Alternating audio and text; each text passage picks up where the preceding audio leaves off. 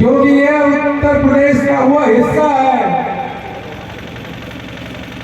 जिसका इतिहास इस देश में नहीं पूरे विश्व में नाम है। जिस धरती है पूर्वांचल की, जिसमें मगहर का भी नाम और कुशीनगर का नाम भी आता है। तमाम ऐसे देश हैं भारत को छोड़ कुशीनगर को लोग आने के लिए अपनी ख्वाहिश रखते हैं। मैंने भी सोचा कि मैं यहीं का पैदा होकर मैं यहीं पे शुरू करके यहीं पे अंत करूंगा। इसलिए आप सब साथियों, मैंने इस पूर्वांचल के इस नमन करने वाली धरती से इस यात्रा का समापन किया।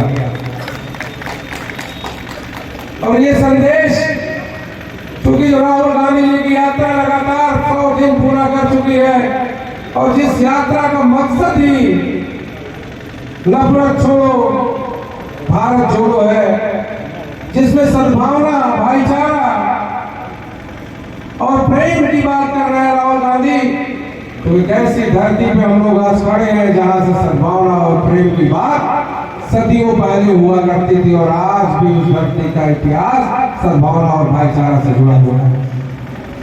हमारे यहाँ के पूज्य संत जी बैठे हैं, इनका भी आशीर्वाद हम सबको चाहिए और इनका भी आशीर्वाद लेके हम सब आज इस धरती से वापस होंगे। ये तय करके वापस होंगे कि हमारे नेता ने अगर प्रण किया है, हमारे नेता राहुल जी ने प्रण किया है, इस देश से नफरत को खत्म करेंगे, डर को खत्म करेंगे, भाईचारा और प्यार मोहब्बत बढ़ाएंगे। तो आदरणीय आचार्य जी आपके आशीर्वाद के साथ हमारे सभी साथी ये तय करके जाएंगे कि आने वाले समय में जब भी इस देश में जब तक भाईचारा बना नहीं लेंगे और नफरत खत्म कर नहीं लेंगे, तब तक चैन की सांस नहीं लेंगे। तमाम समस्याएं इस पूर्वांचल में आज यहां पे दिखाई पड़ रही है। मैंने इन जिलों की यात्रा की, एक अच्छा अनुभव मुझे मिला। भाई विश्वविजय सिंह जी कह रहे थे संगठन से लेके तमाम यहाँ के जनपदों की समस्याओं से वहां के रूबरू हुआ मैं। मुझे भी लगा कि मेरी भी जरूरत है और मेरा भी धर्म है कि अगर मगहर की कटाई मिल बंद है, यहाँ का गांधी आश्रम बंद है, तो इस कबीरदास की धरती पे आज मैं प्रण करके जा रहा हूँ, आने वाली विधानसभा जब चलेगी तो इस मगहर की कटाई मिल के लिए आपके आवाज सुनने की विधानसभा में, तो आपके बेटे की आवाज सुनने की विधानसभा में, और किसी तरह का भी संघर्ष करना हो, पहले तो इस विधानसभा में इस गूंगी और बाहरी सरकार को उसके सामने उसको याद दिलाऊंगा कि जिस धरती से आप हो माननीय मुख्यमंत्री महोदय, उसके बगल की धरती में इस तरह की चीजें हैं, कटाई मिल बंद है, मजदूर बेरोजगार है, वहाँ का जो रोजगार है एकदम ठप पड़ गया है और जिससे वहाँ की पहचान है वो पहचान खत्म हो रही है।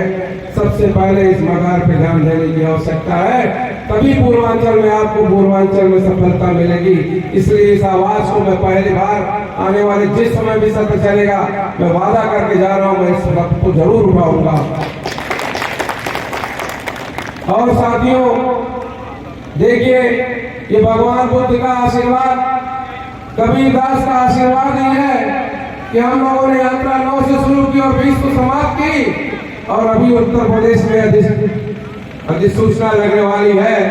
लेकिन हमें यह एहसास था कि ऐसे महापुरुषों का आशीर्वाद है, ऐसे महापुरुषों का आशीर्वाद है हमारे ऊपर, हमारी यात्रा के ऊपर, हमारे यात्रा के साथियों के ऊपर, कि यात्रा जरूर पूरी होगी, इसमें वापस में कोई बाधा नहीं पड़ेगी। तमाम साथी, आप सबको मैं अपने दिल की गहराइयों से धन्यवाद देना चाहता हूँ और धन्यवाद देना चाहता हूँ सभी कार्यकर्ताओं का जिसने अपना अमूल्य समय निकाल के इस भारत जोड़ो यात्रा में आके माननीय राहुल गांधी जी को ताकत देने का काम किया है, माननीय वीरेंद्र चौधरी जी को ताकत देने का काम किया है, माननीय विश्वविजय सिंह जी को ताकत देने का काम किया है और मुझे आशीर्वाद देने का काम किया। उन सबका मैं तहे दिल से शुक्रिया अदा करता हूं। मैं माफी चाहता हूं, हमारे कुछ साथी ऐसे छूट गए जिन्होंने कदम कदम पे इस यात्रा को सफल बनाने के लिए दिन रात एक किया और उनको बोलने का मौका नहीं मिल पाया। हमारे बड़े भाई पूर्व जिला अध्यक्ष भाई परवेश भाई जी से मैं क्षमा चाहता हूँ। हमारे सहजलवा के प्रत्याशी हमारे बड़े भाई माननीय मनोज यादव जी से मैं क्षमा प्रार्थी हूँ, क्योंकक्योंकि ठंड का समय है, लेट हो रहा था और आज यात्रा की समाप्ति है, सब लोग बहुत थके हुए हैं, उन लोगों से मैं क्षमा चाहता हूं। आज इस यात्रा की समाप्ति पे आप सब लोग थके हैं, मैं ज्यादा कुछ नहीं कहना चाहता। ये हिंदुस्तान महात्मा गांधी का हिंदुस्तान है, माननीय स्वर्गीय जवाहरलाल सुभाष चंद्र बोस का हिंदुस्तान है, अब्दुल कलाम आजाद का हिंदुस्तान है और ये हिंदुस्तान बहादुर शाह जफर का हिंदुस्तान है। आज इस हिंदुस्तान को ये फिरका परस्त ताकते, ये सांप्रदायिक ताकते जिस तरह से आपको और हमको आपस में बांटने का प्रयास कर रही हैं, हमको बंटना नहीं है। मैं एक वाक्य बता के अपनी वाणी को विराम देता हूं। जब महात्मा गांधी जी आंदोलन के लिए निकले और इसी संत कबीर नगर में पहुंचे, जो पहला भक्ति जिला हुआ करता था, उस समय ध्वनि विस्तारक यंत्र यानी माइक नहीं हुआ करता था। लाखों लोग इकट्ठा हुए उनको सुनने के लिए। उनके साथ चलने वाले लोग डर गए,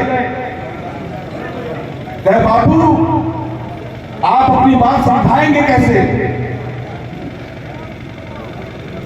गांधी जी ने कहा आप लोग परेशान ना होइए, ताश के पत्ते लेके आइए। ताश के पत्ते मंगाए गए। गांधी जी ने जनता को दिखाते हुए पहला पत्ता दिखाया, पूछा ये कौन है? जनता ने बताया बापू ये रानी है। गांधी जी ने कहा ये ब्रिटेन की रानी। गांधी जी ने दूसरा पत्ता दिखाया, पूछा ये क्या है? लोगों ने कहा बापू ये गुलाम है। कहा ये आप। सब लोग हड़बड़ रह गए कि आज बापू ऐसी निराशाजनक बातें कैसे कर रहे हैं। उसके बाद गांधी जी ने कहा आप लोग चिंता मत करिए, मेरे पास एक तीसरा पत्ता भी है। गांधी जी ने तीसरा पत्ता निकाला और वो तीसरा पत्ता इक्का था। गांधी जी ने पूछा ये क्या है? सबने कहा इक्का है। तो बापू ने कहा अब समझे, एक रहो और संघर्ष करो। वो संदेश जो महात्मा गांधी जी इस देश को दे के गए थे, आज दूसरा गांधी आपके बीच में वही संदेश लेके चल रहा है।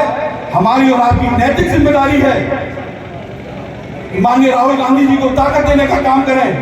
और मैं विश्वास दिलाना चाहता हूं माननीय नरेंद्र चौधरी जी को, माननीय विश्वेश्वर सिंह जी को, माननीय संतोष कटाई जी को कि संत कबीर नगर की उपस्थिति दिल्ली की उस भारत जोड़ो यात्रा में आपका सम्मान बढ़ाने का काम करेगी, पूर्वांचल का सम्मान बढ़ाने का काम करेगी। ये मंच के माध्यम से संत कबीर नगर के कार्यकर्ताओं के प्यार की वजह से ये मैं आपको विश्वास दिलाने का काम कर रहा हूं। आप सभी लोग आए, सभी माताओं बहनों का, सभी नौजवान साथियों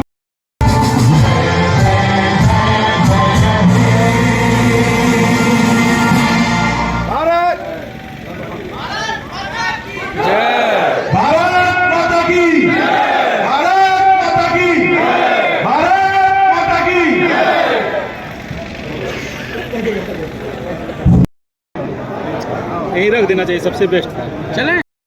लेकिन जो आपने सवाल किया यात्रा का मुख्य उद्देश्य, आप जान रहे हैं इस देश में जब से पिछले 8 सालों से भारतीय जनता पार्टी आरएसएस के लोग देश में काबिज है और इस देश में लगातार नफरत फैला रहे हैं, भाईचारा को ख़त्म कर रहे हैं, भाई भाई को लड़ा रहे हैं। उसी को लेकर राहुल गांधी जी की जो यात्रा निकली हुई है, उस यात्रा के समर्थन में और यात्रा है, और उसका उद्देश्य भी वही है कि समाज में व्याप्त नफरत खत्म करके भाईचारा कायम करना।